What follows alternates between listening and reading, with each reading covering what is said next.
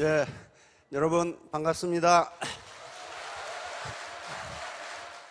많은 이 학자들이 현대 사회의 특징을 여러 가지로 얘기하는데요. 공통적으로 얘기하는 것은 3C입니다. 3C, 세 개의 C라고 하는 건데요. 첫째 C가 체인지, 변화. 첫째가 체인지, 변화. 이미 변화라는 것은 지금 세대만 있는 것은 아닙니다. 지금 세대만 있는 건 아니고 예전부터 변화는 있어 왔어요. 그것을 우리 불교에서는 재행무상 그래가지고 삼라만상은 항상 그대로 있는 것이 아니다. 그리고 이미 2000년 전에, 2200년 전에 우리는 두 번 다시 같은 강물에 뛰어들 수 없다. 이건 그리스 철학자가 한 말이죠. 그런데 오늘날 변화가 많은 학자들이 현대사회의 특징 중 첫 번째로 꼽는 것은 변화의 속도가 너무 빠르기 때문입니다. 제가 가끔 말씀을 드리는데 우리나라의 어떤 매우 심심한 학자가 매일 인터넷에 올라오는 새로운 지식을 카운트해 봤더니 700페이지 책 100만 권이라고 그럽니다. 새로운 지식이 그렇게 창출되기 때문에, 근데 100만 권도 더 될 것 같아요.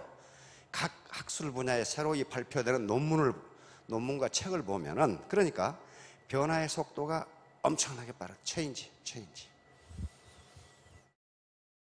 두 번째 C는 경쟁입니다. 컴피티션, 경쟁. 어떤 분야든지 경쟁이 아주 치열하게 이루어져요. 경쟁 치열하게. 그러니까 과거처럼 무주공산인 이런 브루오션은 없다는 거죠. 세 번째는 고객입니다. 고객, 커스터머. 즉 과거에는 공급자 중심의 경제였다면 지금은 수요자 중심의 경제예요. 내가 똑똑해가지고 되는 게 아니라 나를 수요자, 고객이 받아줘야 된다. 아무튼 변화는 꿈이 있어야 변화가 가능하다는 거예요. 자, 제가 오늘 하려고 하는 얘기는 동심동덕이라고 하는 건데요. 같을 종자 마음심자니까 같은 마음이죠. One heart 영어로 하면.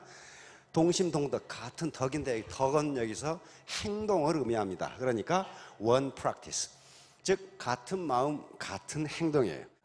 어느 한쪽 마음만 가지고도 안 되고 두 마음이 맞아야 동심이 돼야 되고, 동덕, 다시 말하면 그 나타나는 행동이 같지 않으면 결과도 없어요. 자, 그러면 이것과 오늘 할 얘기하고 무슨 관계가 있는지 한번 보도록 하겠습니다. 자본과 소득. 자, 지금 자본 문제를 가지고 이제 앞으로 계속 이야기하겠다고 그랬어요. 우리가 돈이 없는 것, 쉽게 이야기해서 돈이 없는 거예요. 경제적으로 자유를 얻지 못하는 것은 자본이 없기 때문입니다. 지금 이 자본이라는 놈이 있는데요. 토지 또는 자본, 노동을 생산의 3대 요소라고 그럽니다. 저 세 가지 중에 어느 하나만 없어도 생산이 이루어지지가 않아요. 이 강당을 한번 생각해 봅시다. 여러분들이 우리가 지금 강의를 듣고 하고 앉아 계시는데 요 스페이스가 토지예요. 토지 위에 앉아 있는 게, 공중에 떠 있는 분 안 계시잖아요. 공중에 떠 계시는 분도 토지 위에 떠 있다고 이야기합니다. 그 다음에 노동. 저는 노동으로 지금 강의를 하고 있고 여러분들이 여기까지 오셔서 귀로 듣고 계시다면 이거 노동은 명확해요. 자본은 무엇이냐 하면은, 자본은 인간이 만들어낸 생산수단을 자본이라고 그럽니다. 그러니까 노동과 자본이 결합하면 거기서 생산이 나와요. 생산이 나오는데 자본의 집약도, 다시 말하면 자본의 기술 집약도나 고도화가 되면 될수록 생산이 더 많이 나옵니다. 즉 생산성이 높아진다고 이야기합니다. 인간이 만들어낸 생산수단이니까 이 마이크가 자본이에요. 이 칠판이 자본이고 에어컨이 자본이고 이 전등이 자본이에요. 가만히 보세요. 제가 이 마이크라는 자본과 저 인간 이모라는 노동이 결합되면 생산이 더 많이 나와요. 무슨 말이냐면 이렇게 강의하면 안 자본과 결합하면 생산성이 높아져요. 여러분들이 앉아 계시는 의자와 탁자는 전부 자본이에요. 이 자본이 없이 땅바닥에 앉아서도 강의를 들으실 수가 있다고요. 있는데 그것보다는 의자에 앉아서 들으시는 것이 생산성이 높다고요. 땅바닥에 앉히면 이 중에 절반은 아마 가실 거예요. 에이씨. 왜? 생산성이 떨어져. 힘들고 노동이 힘들어져요. 그러므로 오늘날 자본이라는 것은 어떻게 정의를 하느냐 하면은 인간이 만들어낸 생산수단. 그래서 노동과 자본이 결합하면 생산물이 나오고 자본을 많이 가진 자가 부자가 된다. 이렇게 되는 거예요. 이제 이게 지금 세계적으로 문제가 되는 것이 피케티라고 하는 프랑스 파리 경제대학의 젊은 경제학 교수가 지금 42살, 우리 나이로 한 43살 되는 아주 젊은 경제학자인데 요 21세기 자본론이라고 하는 책을 펴내면서 이것이 전 세계적으로 지금 센세이션을 일으키고 있습니다. 특히 미국에서 이것이 영어판으로 나오면서 지금 수백만 부가 팔리고 있어요. 그런데 이 책을 우리나라는 아직 번역이 워낙 책이 방대하니까 지금 번역을 시작해서 올 가을에 번역이 끝난답니다. 이게 바로 이 책이에요. 이 책. Capital in the 20th Century, 21세기 자본론이라고 하는 책인데 이렇게 방대한 경제학 서적이 미국 국민들이 그렇게 많이 사보는 이유가 미국 국민들이 학력이 높아서 그런 것이 아니라 관심이 많아서 그래요. 무슨 책이 말이죠 베스트셀러가 된다는 것은 현재 그 사회가 그런 문제가 있다는 걸 이야기합니다. 바로 이게 지금 문제가 되는 게 뭐냐면요, 지금까지 자본주의 이론은 요겁니다. 쿠지네트 교수가 얘기한 경제개발 초기에는 불평등도입니다. 소득 불평등도가 심해지다가 일정 수준의 경제개발이 되면, 즉 국민소득이 일정 수준에 올라가면 불평등도가 떨어진다. 그래서 모든 국민이 골고루 잘 살게 된다. 지금까지 이것이 자본주의 경제에서 통용되는 공통적으로 받아들여지는 이론입니다. 그런데 피케티라는 젊은 교수가 나타나서 Capital in the 21st Century, 21세기 자본론이라는 책에서, 바로 저 책이죠. 책에서 그렇지 않다예요. 그렇지 않다. 자본을 가진 자와 자본을 갖지 못한 자의 소득 격차는 앞으로 더 벌어질 것이다. 그런데 그 속도가 어떻게 되느냐? 자본을 가진 자가, 즉 자본이 돈을 버는 속도가 노동이 돈을 버는 속도보다 4배 내지 5배다. 그래서 이 책이 나오니까 미국에서는 이제 야단, 학자들 간에 요 두 분은 피케티 주장이 맞다. 그리고 이 두 분은 계산을 잘못한 것 같다. 이렇게 이야기하고, 이분은 참 엄청난 데이터를 분석했는데 정책 대안이 미흡하다. 그 정도 얘기했어요. 마르크스의 자본론에는 자본주의가 발전하면 발전할수록 자본 이익률이 0으로 떨어져서 자본가는 점점 노동자를 착취하게 되고, 그러면 폭동이 일어나서 자본주의는 종말을 구하고 사회주의로 간다. 그게 마르크스의 자본론이에요. 그런데 썸머스는 마르크스 이론은 틀렸다. 자본의 생산성, 자본의 이익률은 떨어지지 않는다입니다. 그러니까 바로 이런 파이낸셜 타임스는 피케티의 이론이 오류가 있는 것 같다. 그러나 영국의 이코노미스트는 피케티 이론이 맞다. 이렇게 나온 거예요. 피케티의 주장은 간단합니다. 이 700페이지라는 책인데 간단해요. 자본이 돈을 버는 속도가 노동이 돈을 버는 속도보다 빠르기 때문에 자본을 가진 자는 점점 부자가 되고 노동만 가진 자는 점점 가난뱅이가 될 것이다 하는 게 피케티의 결론이에요. 그러면 어떻게 할 것인가? 우리는 자본을 갖는 수밖에는 없다는 거예요. 2011년 영국에서 폭동이 일어났죠. 영국이 자본주의 종주국입니다.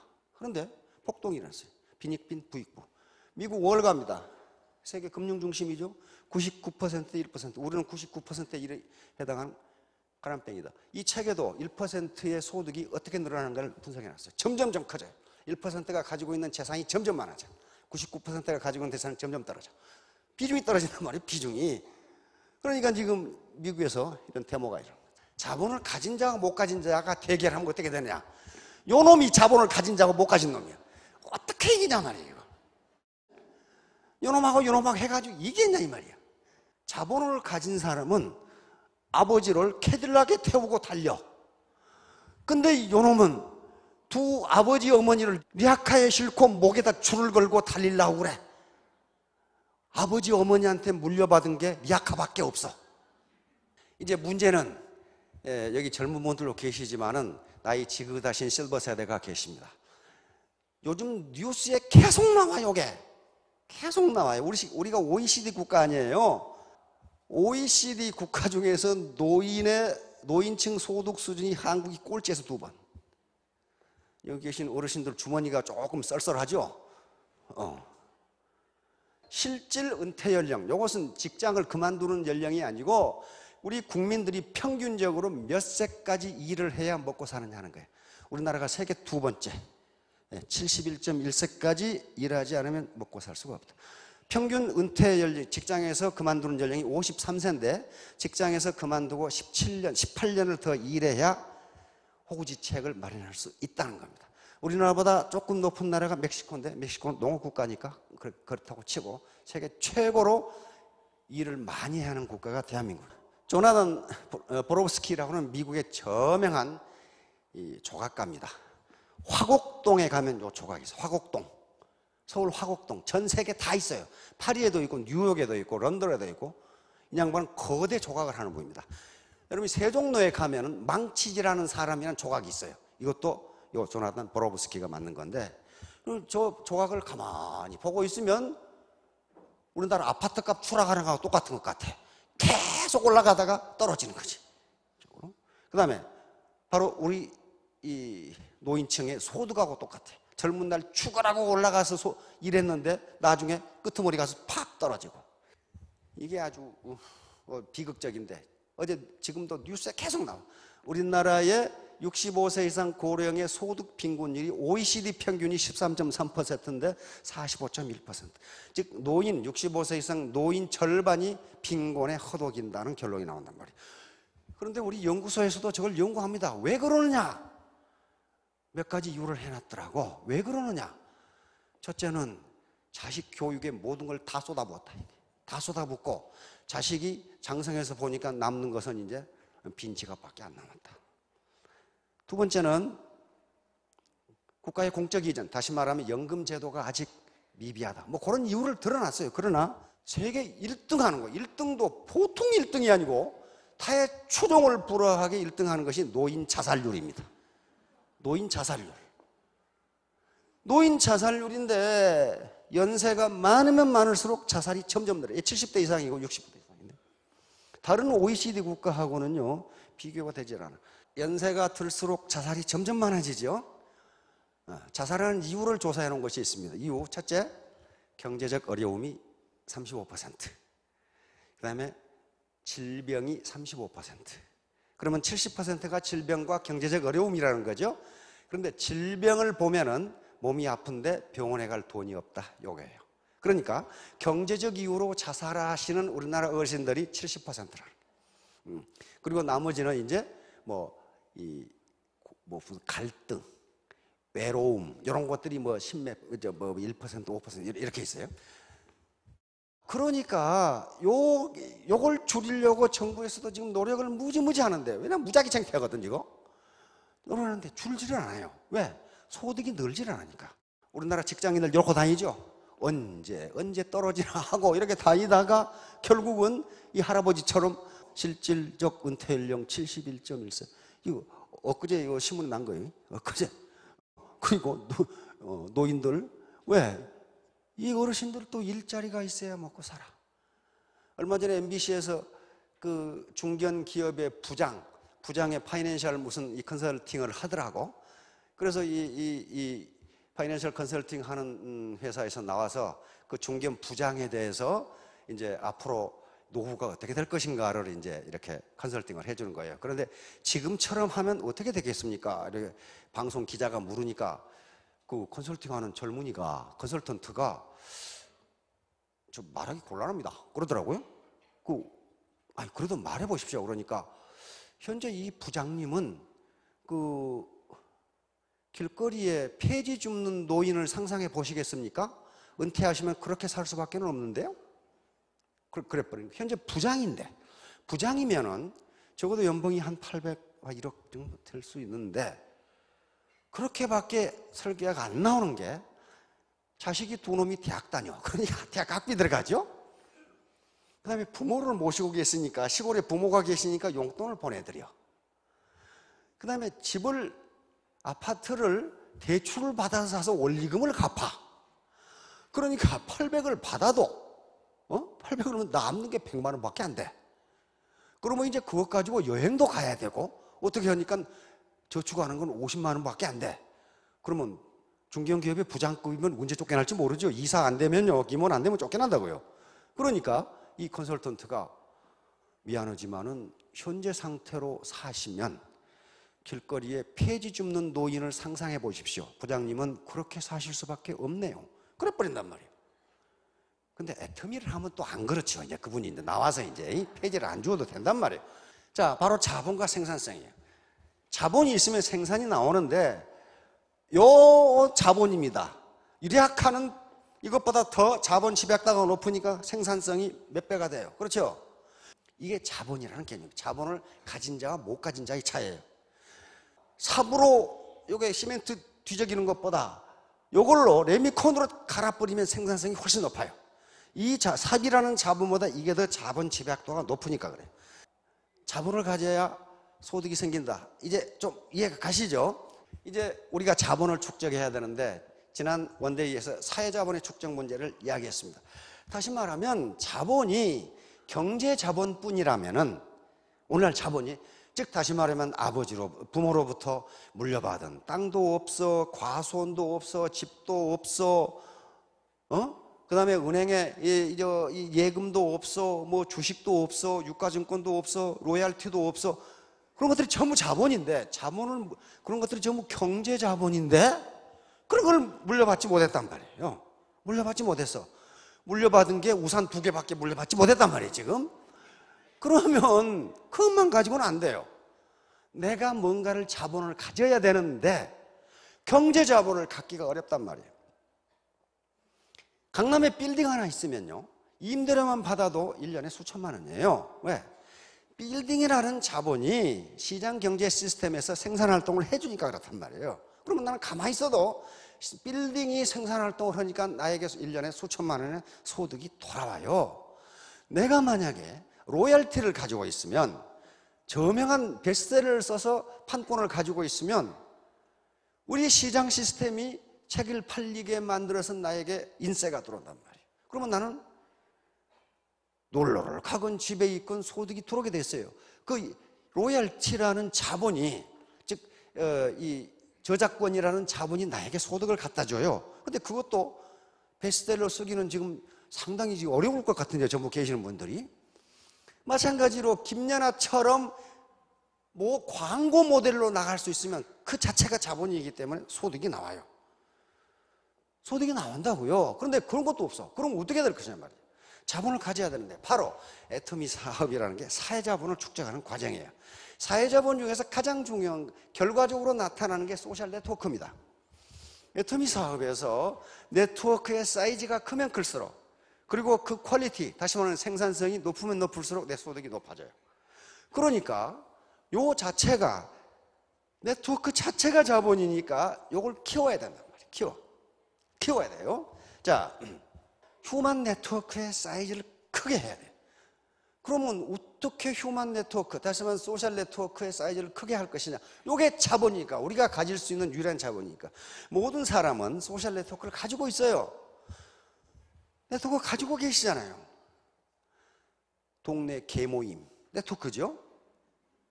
고등학교 동창, 세탁소 아줌마, 다 네트워크예요, 이게.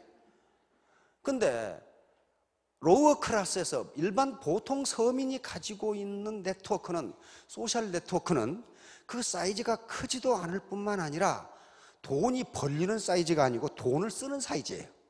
돈이 벌리지가 않아. 바로 동심동덕. 그러니까 그러면 이제 네트워크를 크고 퀄리티가 좋게 해야 되는데, 그렇게 하려면은 스폰서와 파트너, 그리고 고객과 사업자 간에 동심 동덕이 되지 않으면 안 된다는 거예요. 같은 마음, 같은 행동, 같은 마음, 같은 행동. 그렇지 않았고 22덕이 되면 22덕은 다른 마음, 다른 행동이에요. 자기 이익을 위해서 갈라질 있자니까 서로 자기 이익을 위해서 자기 생각만 하고 마음이 갈라지고 행동이 갈라지는 거예요. 이걸 22덕이라고 그래요. 그러니까 우리가 사회자본을 가져야 되는데 동심동덕이 되면 스폰서와 파트너 간에 사회자본의 사이즈가 커지고 나도 부모로부터 우산 2개밖에는 못 물려받았지만은 내 자본을 갖는다는 거예요. 그러면 이것이 퀄리티가 높으면, 질이 좋으면은, 또 사이즈가 크면은 물려줄 수 있어요. 근데 여성분들은 남편한테는 안 물려주지요. 요 인간 요게 물려주면 어떤 여자하고 이렇게 될 거란 말이에요. 근데 남자는 부인한테 물려주거든. 그러니까 남자가 가슴에 폭이 넓다는 거예요, 사실은. 65세 이상 노년층의 45%가 빈곤하다. 그렇게 얘기해요. 그러면 그 노년층들이 게으르게 살아왔느냐? 천만의 말씀입니다. 대한민국 국민이 제가 보기에 세계에서 제일 부지런해. 제일 부지런해. 국제선 비행기를 타보면 비행기가 멈추기도 전에 가방 내리는 사람은 죄다 한국 사람이야. 뭐가 그렇게 바쁜지 일단 그래가지고 비행기 문 젠 앞에 가방 들고 서 있는 사람은 다 한국 사람이야, 이게. 그렇게 바쁘게 살았어요. 그런데 왜 노년이 돼서 경제적으로 빈곤할까? 자본 축적이 안 돼 있어요. 자본이 생산성을 발휘하는데 자본 축적이 안 돼 있다고요. 이런 광고에 김연아 무지하게 나와요. 그렇죠? 김연아 무지하게 나와요. 왜 광고에 나올까 하는 거예요. 김연아가 가지고 있는 자본 때문에 그래요. 김연아 정도의 미모를 가지고 있는 여자는요, 우리나라에 길거리에 가면요 10명 중에 2명은 그 정도 미모를 가지고 있어. 통계에 의하면 2080 법칙에 따라서 20%는 미녀, 80%는 보통이랍니다, 여자 중에. 근데 앞에는 전부 다 미녀만 앉아있네, 이게. 그런데 왜 김연아가 광고에 쓰일까? 김연아가 가지고 있는 자본 때문에 그래요. 자본은 생산성을 발휘하거든요. 김연아가 가지고 있는 자본은 매력 자본 플러스 상징 자본이라는 게 있어요. 앞으로 그런 자본의 개념을 계속 얘기할 거예요. 그러면 자본이라고 하는 것은 늘 제가 말씀드렸지만 인간이 만들어낸 생산수단이에요. 생산수단. 그러니까 생산수단이니까 요걸 가지고 생산을 한다는 거거든요. 생산을 한다. 내가 가난하게 태어난 것은 내 잘못이 아니다. 그러나 내가 가난하게 늙는 것은 당신 잘못이다. 당신 잘못이다. 왜? 자본을 가질 수 있는 기회가 많은데 그렇게 하지 않았다는 거예요. 그러면 과거 농경시대나 산업화 초기에는 경제자본이 자본의 거의 전부였어요. 그런데 다행히도 우리는 그런 시대를 넘어서 이제 지식정보화 시대, 우리 정부에서는 창조경제 시대로 가고 있어요. 그러면 이 시대에 자본의 개념이 굉장히 광범위하고 그 중에 하나만 가져도 높은 고소득을 올릴 수가 있어요. 우리 애터미 사업에서 가장 먼저 생각할 자본이 무엇이냐 하면은 바로 사회자본. 네트워크 자체가 바로 네트워크 자체, 이걸 연결망이라고 그럽니다. 연결망, 사회적 연결망이 자본이다. 왜? 이 사회적 연결망이 소득을 창출해 주니까 그래요. 자, 우리 애터미 사업에서도 우리 이 로얄 클럽이 있는데요. 굉장히 큰 나를 중심으로 해서 엄청나게 큰 뭘 가지고 있어요? 연결망을 가지고 있어요. 네트워크를 가지고 있어요. 내가 1번 사업자가 아닌 이상 내 위에 또 있어요. 그렇죠? 이쪽으로 이렇게 간다고요. 이게 나라면 이 연결망 자체가 자본이라니까요. 캐피탈이에요. 이걸 사회자본이라고 그럽니다. 사회자본. 그러니까 애터미 사업을 하건 안 하건, 다른 사업을 하건, 세탁소를 하건 뭘 하건 간에 이 사회적 연결망, 네트워크가 크고 퀄리티가 높으면 소득이 높아져요. 소득이 높아져요. 자기 밑에 2사람밖에 없다. 이 사람이 어떻게 월천댁이 되겠냐 말이에요. 그건 자답게도 안 돼요. 그런데 이게 자본이기 때문에, 네트워크가 자본이기 때문에 자녀에게 상속할 수 있어요. 왜? 우리는 자본주의 경제니까. 자본을 개인이 가질 수 있으니까 상속할 수가 있다고요. 그러면 어떻게 되나? 상속을 받은 자녀는 태어날 때부터 월천댁이야. 태어날 때부터 월천댁. 그렇게 된다니까. 아무것도 물려받은 것이 없어도 이 추상적인 네트워크를 키우면 거기서 소득이 나와요. 소득이 나온다고요. 그래서 이 추상적인 네트워크를, 즉 휴먼 네트워크, 인간 연결망을 키우는 방법이 무엇이냐 하는 걸 찾는 그 중에 하나가 동심동덕이라는 거예요. 스폰서와 그리고 파트너가 동심, 같은 마음으로, 동덕, 덕은 행동이라고 했습니다. 같은 마음으로 같은 행동을 하면 네트워크 사이즈가 커지고 퀄리티가 높아진다면, 질이 좋아져요. 그러면 그 네트워크는 생산성이 좋아집니다. 생산성이 좋아지면 곧 자기 소득이 올라간다. 소득이 올라가요. 그런데 가만히 있는데 그렇게 되나? 천만의 말씀이에요. 그렇게 되는 법이 없어요. 땀을 흘려야 돼요. 땀을 흘려야 되고, 맨 처음에 제가 얘기했듯이 우리는 나보다 스마트하다. The many are smarter than the few. 다수는 소수보다 스마트하다. 이게 집단지성이에요. 집단지성. 집단지성, 어떠한 개별지성도 집단지성을 능가할 수가 없어요. 그러니까 애터미 사업자들이 돈을 버는 것은 집단지성의 결과이지 자기가 똑똑해서 버는 게 아니에요. 혼자는 죽었다 깨나도 그렇게 할 수 없어요. 할 수 없다고요. 민주주의가 우월한 것은 바로 집단지성 때문에 그렇습니다. 독재국가 치고 제대로 된 나라가 하나도 없어요. 그러면 독재국가의 지배 엘리트들은 바보냐? 그게 아니에요. 그 나라에서는 가장 똑똑한 놈들이야. 그 가장 똑똑한 소수가 우매한 것 같은 민중보다 더 지성이 높으냐? 그렇지가 않다는 거예요. 문제는 그렇지가 않아요. 그렇지가 않다고요. 그래서 동심동덕. 여긴 지금 동심동덕은 주나라를 세운 무왕이 그 앞에 상나라 주왕을 칠 때 연설문회가 들어있어요. 즉 우리는 비록 소수이고 저쪽의 주왕은 다수이지만은 우리는 동심동덕이고 저쪽은 이심이덕이니까 우리가 이긴다. 실제로 이겼어요. 그 얘기는요 3000년 전의 이야기인데 지금도 그게 통하느냐? 통한단 말이에요. 통해. 요건 제1차 대전 때 있었던 이야기입니다. 탄넨베르크 전투라고 하는 전투가 있어요. 아주 유명한 전투입니다. 전사의 길이 빛날 전투 중에 하나가 탄넨베르크 전투인데 1차 대전은 왜 일어났냐면요 산업혁명 때문에 일어났습니다. 영국이 산업혁명을 먼저 하고 불란사가 하고 해서 산업이 엄청나게 발전했어요. 그런데 독일이 산업혁명이 늦었어요. 왜냐하면 영주국들이 강했기 때문에. 독일이 산업혁명으로 완성하니까 독일이 유럽의 최강국이 돼버렸어요. 최강국이 되니까 나라가 강해지면요 옆에 놈을 자시고 싶어, 뺏고 싶어.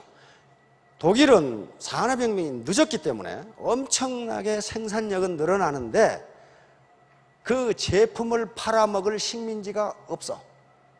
그러면 식민지를 뺏어야 돼. 그리고 식민지를 뺏어서 거기서 생산 원료를 가지고 와야 돼. 그러니까 어떻게 돼요?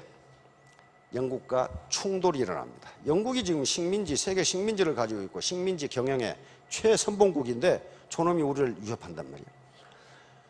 프랑스는 독일하고 전쟁에서 졌어.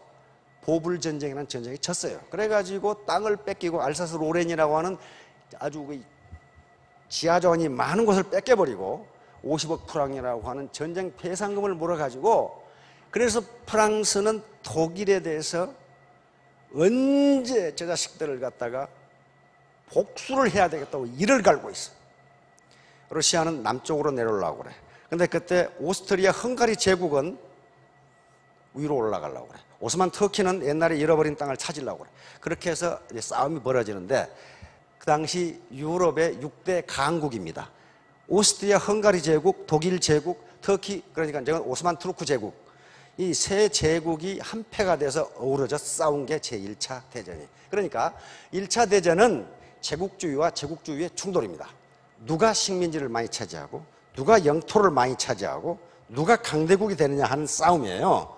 연합국이 동원한 군대가 약 4,500만 명, 이쪽이 동원한 군대가 약 2,600만 명, 그러니까 한 8천만 명의 군대가 어울려져 싸웠으니까 참 싸움판 구경할 만 했겠죠. 그런데 이제 이 1차 대전 중에 가장 유명한 전투가 탄넨베르크 전투인데, 가장 지금 강한 게 어디냐면 독일 제국이에요. 독일 제2제국입니다.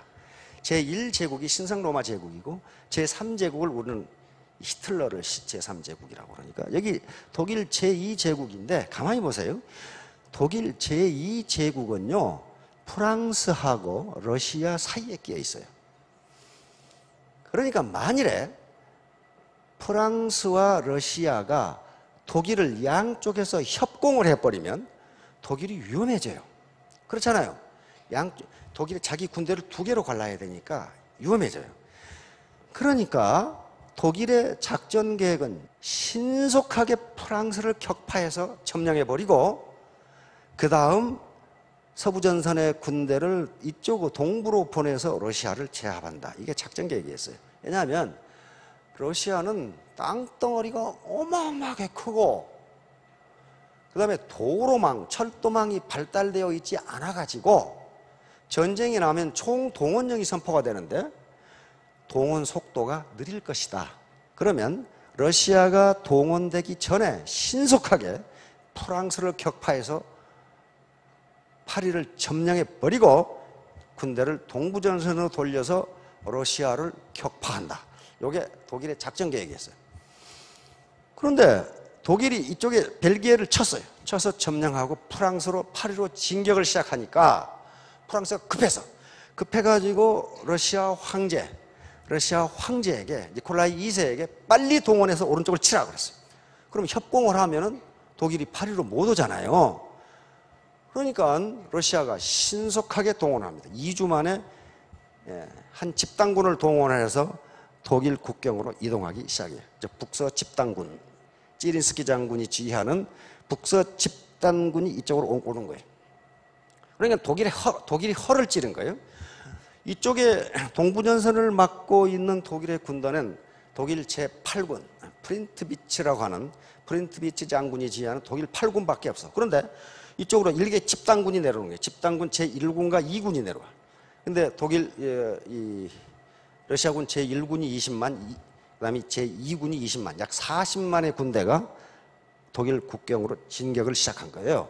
독일은 8군밖에 없는데. 그러니까 러시아군은 당시 30개 사단에, 30개 보병 사단에 8개 기병 사단이 침공을 시작한 거예요.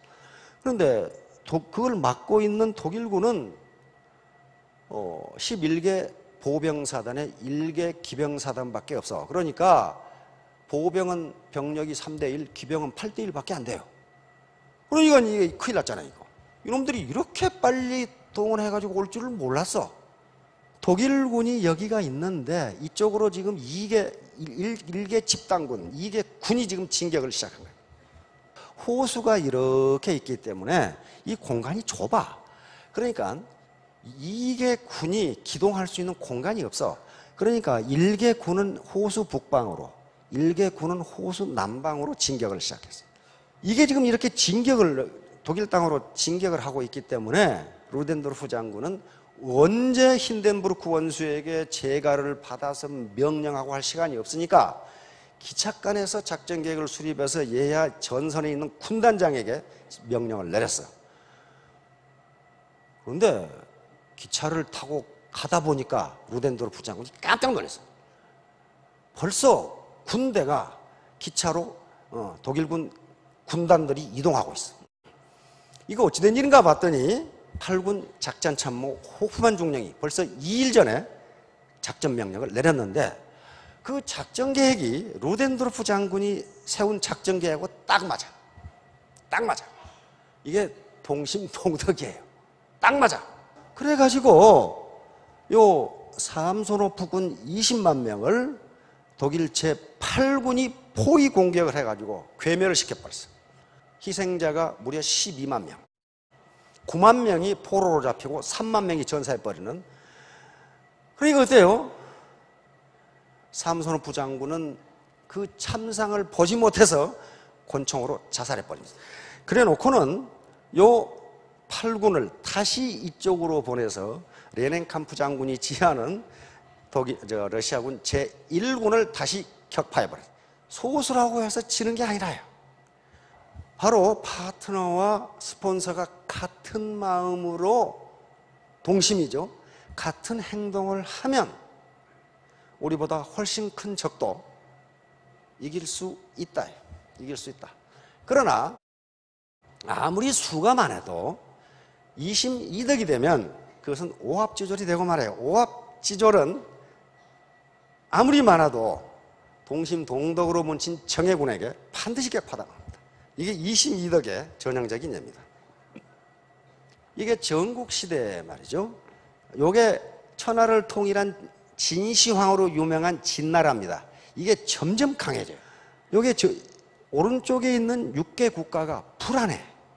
언제 이 강한 진나라가 칠지를 몰라.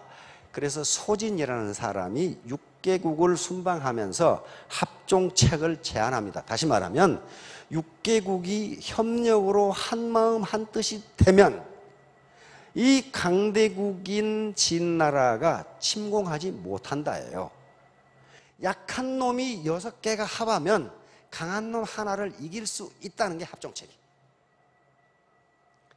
그래서 그 합종책에 성공을 해서 진나라는 수십 년간 오른쪽에 있는 약소국을 침공하지 못합니다. 6놈이 지금 한마음 한뜻으로 뭉쳐져 있는데 지가 아무리 강하다고 그래도 6개국을 한꺼번에 상대할 수는 없어요. 그런데 평화가 오래 계속되니까 슬그머니 욕심이 생겨. 여기 있는 조나라가 연나라를 쳐가지고 이걸 빼앗고 싶어. 왜냐하면 연나라에서 기근이 들어, 흉년이 들었어. 흉년이 들으니까 기회는 이때다 해가지고 쳐서 뺏으려고 그래. 연나라에서 생각하면 이제 큰일 났어. 그러니까 소대라는 사람, 소진의 동생이 보내가지고 조나라 임금을 좀 설득해달라는 거야. 여기에 어부지리라는 말이 나옵니다. 어떻게 설득을 했냐면은 폐하, 침공하지 마십시오. 그렇게 안 하고, 폐하, 제가 폐하를 아련하려고 오다가 호숫가를 지나는데 큰 대합 조개가 햇빛을 쬐이려고 모래밭에 나와 있었습니다. 그런데 이때 도요새라는 놈이 조개 알맹이를 빼먹으려고 콕 쪼았는데 대합 조개가 깜짝 놀래가지고 아가리를 확 닫아버렸습니다. 그랬더니 도요새의 주둥이가 여기 끼어가지고 아가리에 끼어가지고 둘이 서로 물고 있는 형상이 됐습니다. 도요새가 말하기를 조개 너 이놈아 3일만 비가 안 오면 너는 죽는다.